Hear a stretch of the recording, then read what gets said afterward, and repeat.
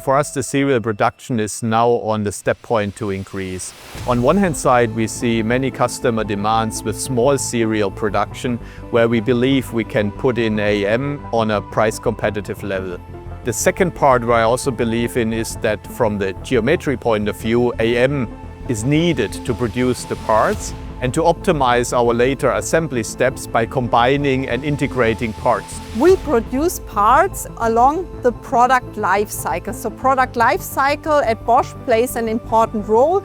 We have in the beginning the development phase, then we have the serial production phase, and in the end we have aftermarket and ramp down phase. And for all these we are able to bring benefits with additive manufacturing. In the beginning it's mainly design and fast time to market with fast iteration processes. Looking to serial production with additive manufacturing, we see that this process has a very high scalability. So we can adjust the amounts which need to be produced according to our customer wishes. We are already cost efficient by printing one part. And then coming to aftermarket, we can ensure here a on-demand production, as not always hundreds of parts from one part number are required in the aftermarket. Additive manufacturing can really handle this with adjusting the volumes every day.